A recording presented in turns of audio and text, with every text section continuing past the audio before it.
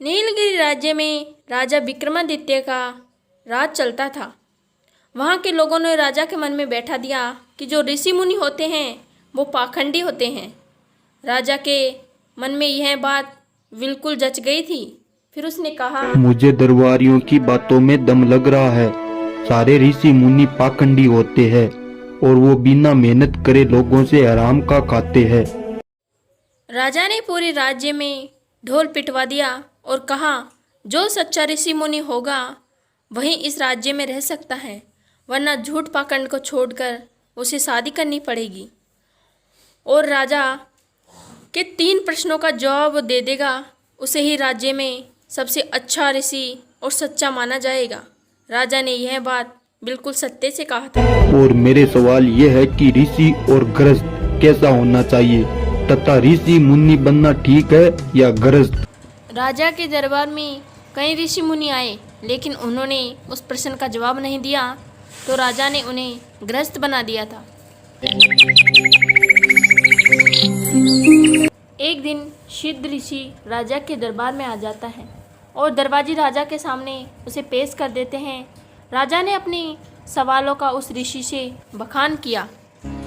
हे राजन, इन सवालों के जवाब मैं आपको 1 महीने बाद दूंगा। राजा ने मुनि की बात मान ली।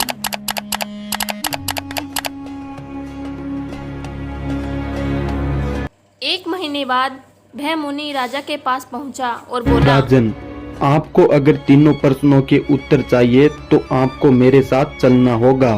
राजा मुनि की बात मान लेता है और उनके साथ चल देता है। चलते चलते उन्हें कई दिनों में वह सीमा पार की थी और वो उस सीमा को पार करके दूसरे राज्य में पहुंच जाते हैं। राजन, हम लोग जिस राज्य में चल रहे हैं ना, इस राज्य की राजकुमारी का आज विवाह है। चलो हम उस विवाह को देखकर आगे बढ़ते हैं। राजकुमारी मंडप में जयमाला लेकर आई और उसने सिद्ध मुनि के गले में डाल दिया। अरे भाई, राजकुमारी ने ये क्या कर दिया? वो मुन्नी है, सन्यासी है। लगता है राजकुमारी ने गलती से माला डाल। राजकुमारी ने उसे माला निकाल कर दे दी, लेकिन राजकुमारी फिर से चारों तरफ घूम के वह माला ऋषि के गले में डाल देती है और यह तीसरी बार हो जाता है। और सभी लोग स्वयंवर में खड़े सोचने लगते हैं कि अब तो इसका विवाह इस मुनि से ही होगा। और यह निर्णय सुनकर ऋषि वहाँ से चला जाता है और पीछे पीछे वो राजकुमारी भी वहाँ से चली जाती है।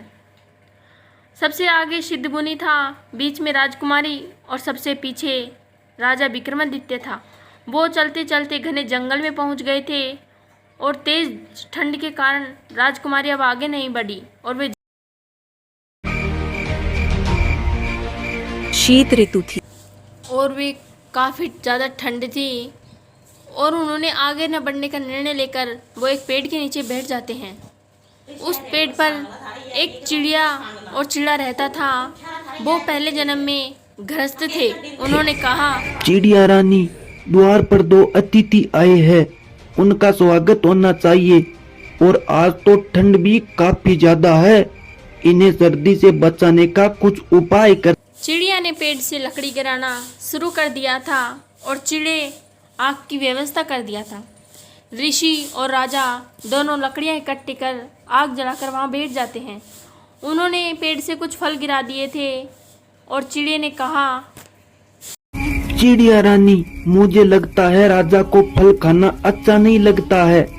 हमारा धर्म है कि मेहमान को हम भूखा नहीं रखते हैं, इसलिए मैं राजा का खाना बन।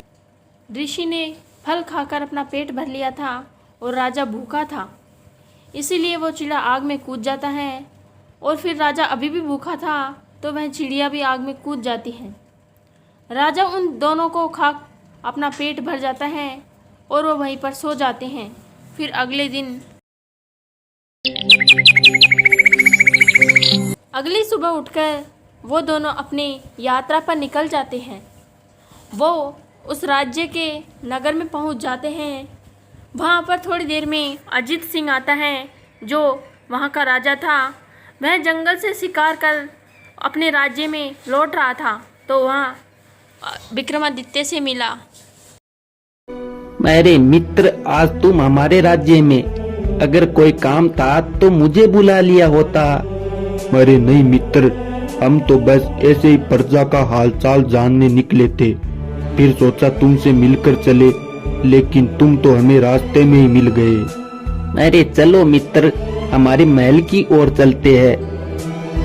नहीं मित्र, हम अभी आपके महल नहीं आ सकते हैं, तुम जाओ, हम कभी तुम्हारे लिए भेंट लेकर तुम्हारे राज दरबार आएंगे। यह सुनकर राजा अतेज सिंह अपने महल की ओर निकल जाता है।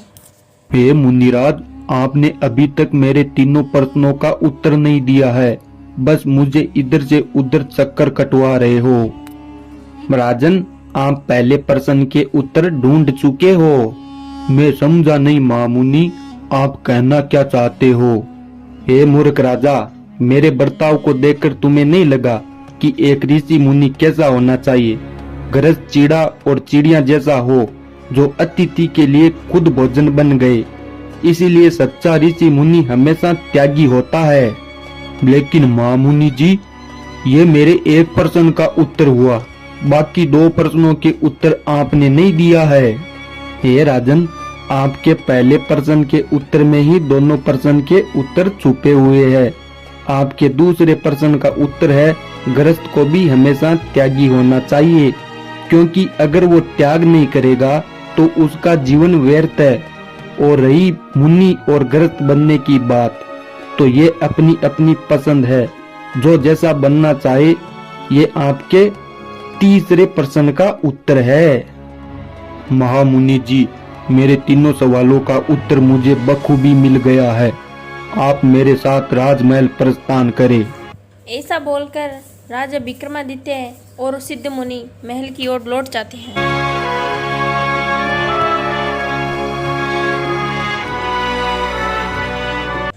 अगले दिन पूरे राज्य में राजा ने घोषणा कर दी कि कोई भी ऋषि मुनि पाखंडी नहीं होता और उनके साथ अच्छा व्यवहार करना चाहिए।